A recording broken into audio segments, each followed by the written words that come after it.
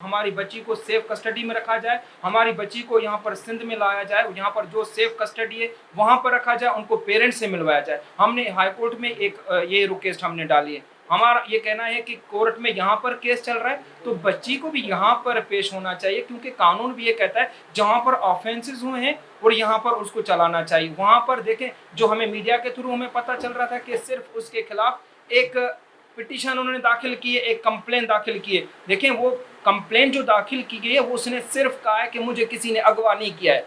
वो मजिस्ट्रेट के सामने जो बयान दिया गया है वो तो अभी तक हमारे पास कोई कापी उसकी मौसूल नहीं हुई है, पर सिर्फ हमें सुनने में आ रहा है। हमारे जो तफ्तीश अफसर हैं अब इंशाल्लाह very soon he will be visit Lahore, अब इंशाल्लाह करीब जाएंगे, जितनी इन्फॉर्मेशन होगी, और वो लाजमान हमारे साथ भी टच में हैं, कंप्लेंट के साथ भी टच में। इंशाल्लाह जितनी अपडेट्स मिलेगी मजीद, इंशाल्लाह वो भी हम आपके साथ मीडिया के साथ हम शेयर करेंगे।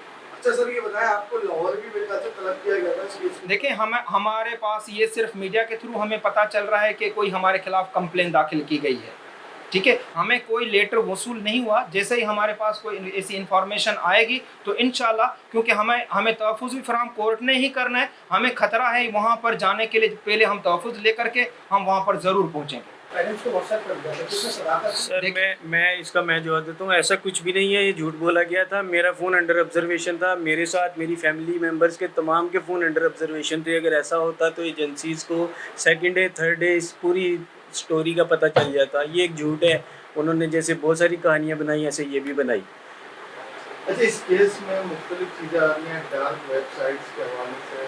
तो कहा जा रहा है कि जो ज़हीर है उसके दो चाचाओं ने, दादा ने, उन्होंने भी जो लड़कियों को भगा के शादियाँ की हैं। देखें, ये भी हमें पता आपकी मीडिया से ही चल रहा है कि ये हमारा तो यही है ना, पहले दिन से हमें यही शक है, शुबात भी हैं, क्योंकि ये पूरी गैंग है, ये एक केस नहीं है। इस केस के पीछे और भी हमारे पास एक निमरा का केस है, उसमें भी यही सेम इंसिडेंट है। आपको मीडिया में भी वो भी पता होगा। अभी इस तरह के लोग हैं जो इस तरह से बच्चों को बुला फुसला करके, एक कम उनकी ज़हनियत नहीं होती है। आप एक मुझे बताएं, 13-14 साल वाली बच्ची उसको कहाँ डिसीजन ले सकती है? कानून ये कहता है कि 18 साल वाली शादी कर सकते हैं। आप ड्राइविंग लाइसेंस बनाने जाएं, आपको 18 साल का कार्ड चाहिए। नादरा में कोई सर्टिफिकेट बनाने जाएं, आपको 18 साल के कार्ड की ज़रूरत पड़ेगी। आपको कोई भी काम है, गार्डियन सर्टिफिकेट बनाना है, आपको वली मुकर्रर करना पड़ेगा, 18 साल से कम है। आपको कोई मर्डर केस में कंप्रोमाइज़ करना है, आपको गार्डियन मुकर्रर करना पड़ेगा। भाई, जब आपकी बच्ची छोटी है, आप कैसे कह सकते हैं? कैसे आप निकाह कर सकते हैं? किस कानून के साथ आप निकाह कर सकते हैं? कौन सा ऐसा कानून है?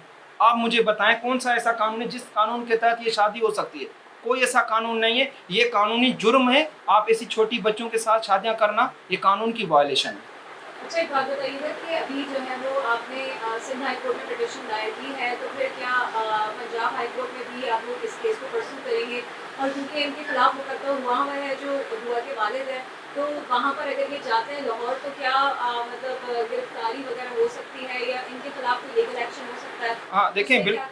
देखिए मैडम, आपने दो चीज़ें बात की। देखें, हम लाजमन है, हमें कोर्ट बुलाएगी, पाकिस्तान की गवर्नमेंट है, हम सिंध गवर्नमेंट हमारा साथ दे रही है, हमें पूरी उम्मीद है कि पंजाब गवर्नमेंट भी हमें साथ देगी और हमें प्रोटेक्शन प्रोवाइड करेगी। और रही बात ये कि हमें कोर्ट ने वहाँ पर बुलाया और नोटिस हमारे पास मौसूल हुआ, तो इंशाल्लाह हम वहाँ पर भी जाएंगे और अपना केस डिफेंड करेंगे, हम उस केस को भी लड़ेंगे। ऐसी कोई बात नहीं है। जहाँ केस इंसिडेंट हुआ है, इंसिडेंट यहाँ का है, तो ये उनको आना यहाँ पर पड़ेगा और उनको कोई भी मतलब कानूनी चारा है जो इस्तेमाल करना है, वो ज़मानत कराएं, गिरफ्तारियाँ करवाएं, कुछ भी है, तो यहाँ पर उनको पेश होना पड़ेगा। तो आपकी उम्मीद है कि यहीं पर ही मसला हल हो जाएगा? यस, और जाना नहीं यस, पड़ेगा? बिल्कुल बिल्कुल। पेरेंट्स से अब तक रब्ता हुआ है कि ये बच्ची को आपने समझाने की कोशिश की है? सर मेरे साथ जब से ये इंसिडेंट हुआ है, जिस दिन से वो लापता है, मेरा उसका कोई नहीं है। ना उसने फ़ोन पे उसने रब्ता किया है, ना मुझे किसी ने उस पार्टी की तरफ से किसी ने रब्ता करवाने की कोशिश की है। अच्छा, एक बार फिर से दोहरा देंगे कि आप लोग अभी क्या जो है वो कानूनी राहें में इख्तियार करने वाले हैं? हाँ, देखें, हम बिल्कुल हम तो एक स्टार्टिंग से लेके एंड तक हमारा मंशूर यही है। हम चाहते भी यही है कि ये एक मिसाल कायम हो, क्योंकि ये दुआ ज़हरा सिर्फ अकेली नहीं, हम उसकी पूरी पाकिस्तान की अवाम उसके साथ खड़ी हुई है और हम सारे पेरेंट्स उसके साथ हैं, माँ बहन बच्चे सब पूरे उनके साथ हैं, क्योंकि ये आज इस दुआ के साथ वाक़या हुआ है, आने वाले वक्त में किसी और के साथ भी दुआ बन सकती है। तो हमें हमें मुहतात रहना चाहिए, हमें ऐसे लोगों के खिलाफ कानूनी कार्रवाई करनी चाहिए जो इस तरह के कानून में की वायलेशंस करते हैं। और हम ये चाहते हैं कि हमारी बच्ची सेफली रिकवर हो और उसको मौका दिया जाए, वो पेरेंट्स के साथ मिले। एक माँ बाप है, उसकी बूढ़ी माँ है बेचारी, उसके साथ मिलना चाहिए। कौन से कानून की बात करते हैं यार? कौन सा कानून ऐसा जो माँ बाप को मिलने से रोक सकता है? मुझे मेरी बच्ची का भी खतरा है कि पता नहीं न जाने उन्होंने अभी तक क्या किया होगा, क्योंकि ना ही उसका कोई बयान आ रहा है ना। लाइक पास कर दिया है। एक मिनट। थोड़ा लोडिंग हो रही है।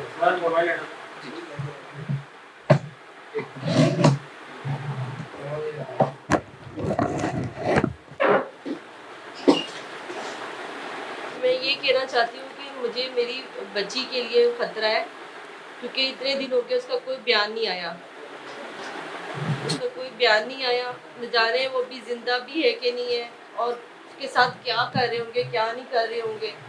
और हम लोग 21 दिन हो गए, 21 दिन से हम लोग अजियत में, ऐसे लग रहा है 21 दिन नहीं, हमें 21 साल हो गए ये दिन और रात गुजारते हुए। तो मैं चाहती हूँ मेरी बच्ची सेफ आए, तो यहाँ पे सिंध में आए। उसकी बहनें इंतज़ार कर रही हैं, मेरी अम्मी इंतज़ार कर रही है, मैं इंतज़ार कर रही हूँ। और इसकी गारंटी कौन लेगा कि वो सेफ यहाँ पे आएगी? और हमें भी जान का खतरा है, क्योंकि हमें भी ज़ाहिर वो गैंग है, कोई आम इंसान तो है नहीं ना किसी की बच्ची को उठा के ले गए वो। तो हमें भी जान का खतरा है, हमें भी, और मेरी बेटी को तो है ही खतरा। तो दूसरी बात ये है कि मुझे भी समझ नहीं आ रही मैं क्या बात करूँ। वज़ीर चीफ जस्टिस साहब से मैं गुजारिश करती हूँ कि मेरी बच्ची सेफ तरीके से यहाँ पे लेके आई जाए सिंध में, क्योंकि वो यहाँ की बेटी है। ये थोड़ी है कोई भी कहीं भी उठा के लेके चला जाएगा और उसका निकाह करवा के या कहीं भी किसी को भी दे देगा।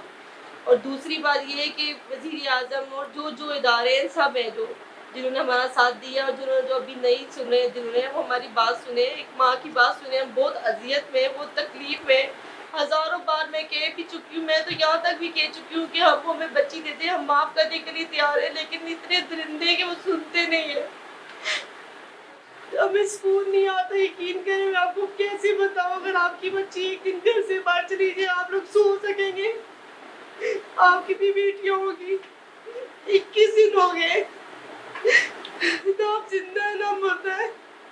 न जाने मेरी बच्ची किस हाल में होगी, खाने को देते होंगे, मारते होंगे, क्या करते होंगे, कुछ नहीं पता। उसकी आवाज तक नहीं सुनी 21 दिन से मैंने। इस हवाले से एफआईए साइबर क्राइम ने भी आपसे रब्ता किया था, यकीनन जो दुआ का टैबलेट या उसका भी कॉमन किया होगा, तो उस हवाले से चीज़ें बाईपास कर रही है। सर सब एजेंसीज इस पे वर्कआउट कर रही थी, लेकिन अनफॉर्चुनेटली जिस दिन वो बच्ची का निकाहनामा और उसके अगले दिन जो उसकी वीडियो अपीयर हुई, जो कि डेफिनेटली एक अंडर प्रेशर स्टेटमेंट थी, उसके बाद एजेंसीज जो थी वो इसमें पुल आउट हो गई थी बज़ाहिर।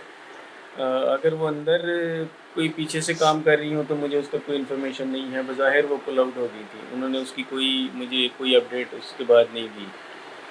जो कानूनी लाने में वाले एक बार फिर से बता देंगे क्या लीगल प्रोसीजर के लिए अपनाया जाएगा? देखें, बिल्कुल मैं आपको ये बताता चलूँ कि जिस तरह से हमने हाई कोर्ट में पिटीशन हमने दाखिल किए, क्योंकि मजिस्ट्रेट के पास भी केस चल रहा है, तफ्तीश अभी ऑन गोइंग है, तो हमें पूरी उम्मीद है हाई कोर्ट में हमारा 10 तारीख को हमारा केस लगा हुआ है, और इंशाल्लाह मंडे को पता चल जाएगा कि किस जज के सामने हमारा केस फिक्स हो रहा है।